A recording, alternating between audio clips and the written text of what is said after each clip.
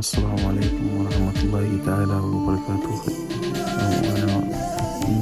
Kun zuwa kwanan tafiya ta mu muna roƙo ku danna muna subscribe da kuma ku danna muna alamar nan wato ta like.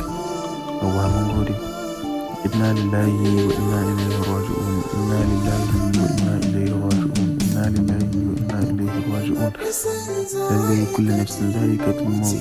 Kowane mai rai mamaci ne. Allah muna roƙo ka ya gafarta ma wannan bawan naka. Kuma ka kai rahama a kabarinsa to Mahmud na Danko.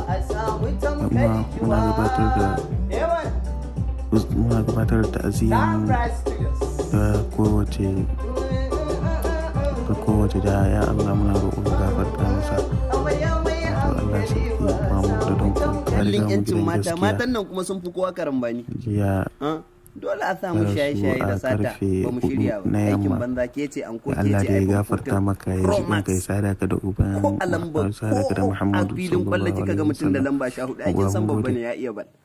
Gidanku gidan zana kina rike iPhone 14